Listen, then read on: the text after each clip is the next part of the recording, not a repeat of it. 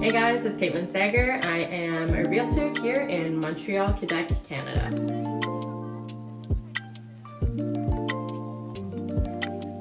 Today's video is for buyers. We're going to be talking about what the buying process looks like here in Quebec.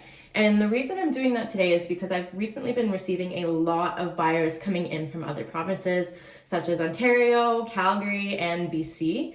And what I'm noticing is that there are subtle differences between the provinces in the way we purchase and what that looks like, including fees, inspections, who we use as professionals, such as notaries versus lawyers. So I'm going to run through all of that with you guys today in order for you to get a better understanding of what the purchasing process looks like here in Quebec. First things first, let's get a pre-approval. And the reason for this, even though we're no longer in a seller's market right now, it is December 2022. Even though we're not in a seller's market anymore, what happens is this pre-approval does three things for me. A, it tells me what we can afford, what we should be looking at. B, it helps you guys set your budgeting. Now, I understand what you can afford, what the bank is willing to loan you, and what your budget is. They're going to differ, but it's still going to give us some structure to play with. And in the vast world of property shopping, structure is actually a good thing. So those two items are first and foremost. The third reason that the pre-approval is important is because it puts us in a stronger position as a buyer. So I know we are not in a seller's market currently. It's December 2022. However, this pre-approval allows me to present you as a strong buyer, a financially capable buyer, a responsible and serious buyer. It shows the seller that even though I'm coming in with certain conditions, I'll talk about those later, even though I'm coming in with certain conditions, one of the things that I can almost guarantee is that financially I am going to pass at the bank. So it eases a little bit of stress off of a seller's shoulders, and it allows us to kind of massage our needs into the situation. So that would be the first thing that I would tell you to do, is to get a pre-approval. Then we would discuss the criteria that you're looking for, and I might pull up history for the past 12 months to show you what the market has looked like, because our Toronto, Montreal, Calgary markets are very, very, very different.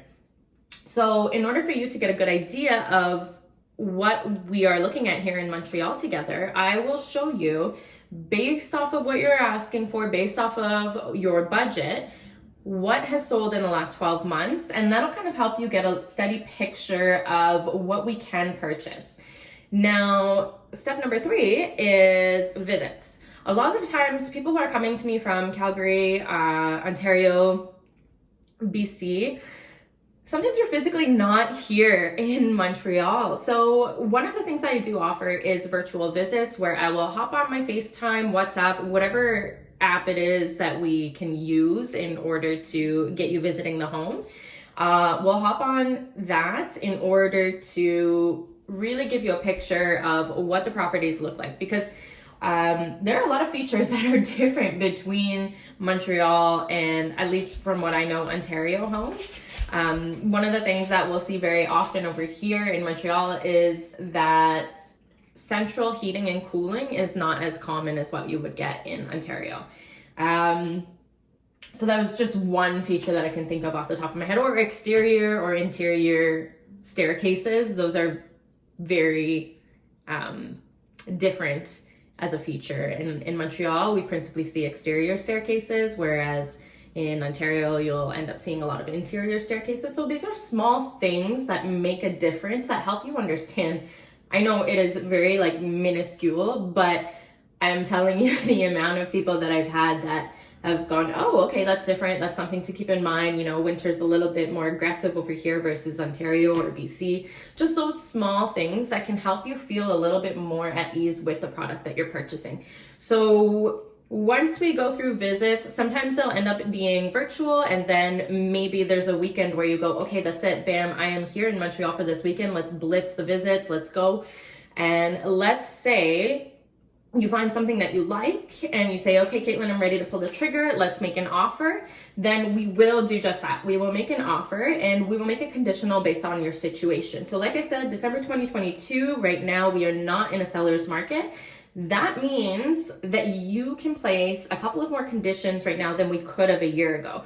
For example, one of those conditions is that your offer can be conditional upon the sale of your home.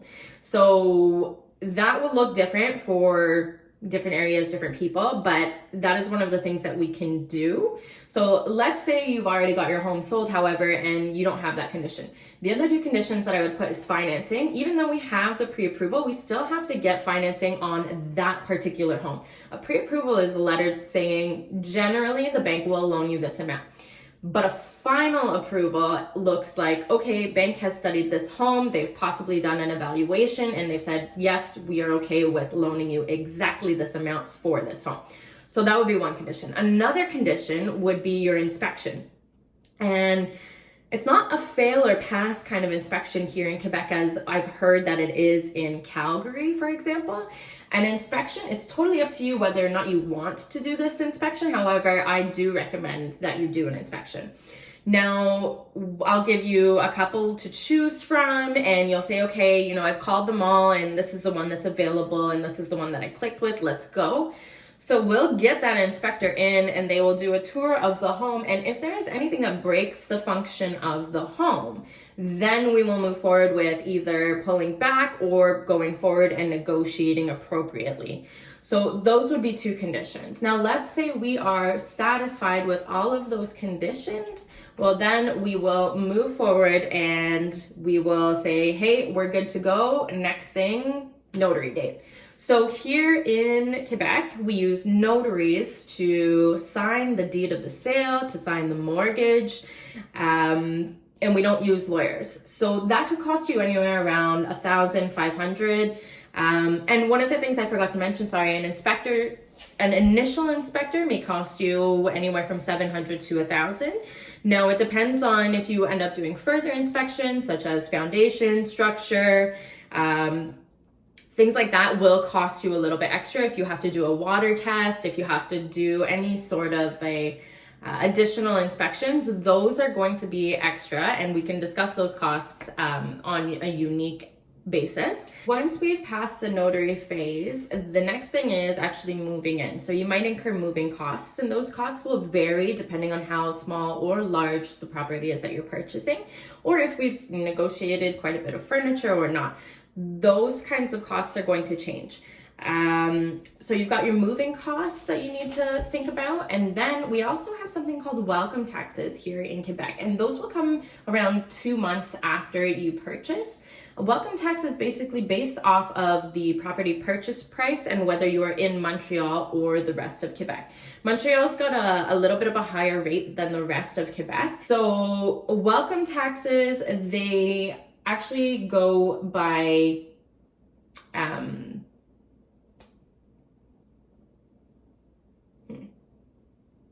tranche. Welcome taxes go by tranche. I don't know the word in English off the top of my head, which is silly because I am an Anglophone, but it's basically something. I will put up a little tableau on the YouTube video as I am editing it. So this is the part where you should see some sort of a tableau right now to show you the different variances of welcome taxes. So here's an example for a welcome tax based on a property of $500,000, and here is an example for welcome taxes on a property based off of let's say $800,000. So that's what welcome taxes would look like. You can expect to receive that within about 2 months of your purchase, of your signing of the deed of sale. The other thing I forgot to mention, actually, I'm going to jump backwards, sorry about that, is your municipal and school taxes. So there's something called adjustments. When you are at the notary, you have adjustments. Adjustments are really a way of looking at the school taxes and municipal taxes, and these are going to vary once again for the neighborhood you're purchasing in and also for the price of purchase as well. So the notary will take a look at those two taxes and they will see for the year how much has the seller already paid versus at what point of the year is the buyer entering the process. So let's just take a clean number like 65. Let's say you move in on the 65th day of the year and the seller has paid for 100 days. Well, what the notary is going to do is they're going to say, what is the total of the municipal and school taxes divided by 365 for the amount of days in the year? And they're going to multiply that by the amount of days that the seller has paid, and they're going to find the difference between the time that you're going to stay there versus the seller's having paid for it. And they're going to adjust so that the pay is equal to occupation. So let's say you're occupying for 300 days of the year and the seller is occupying for 65 days of the year. The notary is going to make sure that the seller is only paying for the 64 days that they are there. You're moving in on the 65th day of the year, so the notary is going to make sure that you pay 301 days. So that's what adjustments look like, and those are kind of the costs that will come up basically during a purchase here in Quebec. So I know that there were some differences between Quebec, BC, Ontario. Feel free to ask any questions, leave them in the comments below. And if you know any other differences and you want me to make a video on them, just once again, leave it in the comments below or send me a message and I will do my best to respond. Thank you guys so much for taking the time to listen. I hope this was informative and helpful. And if you have any questions about the Montreal market, call me.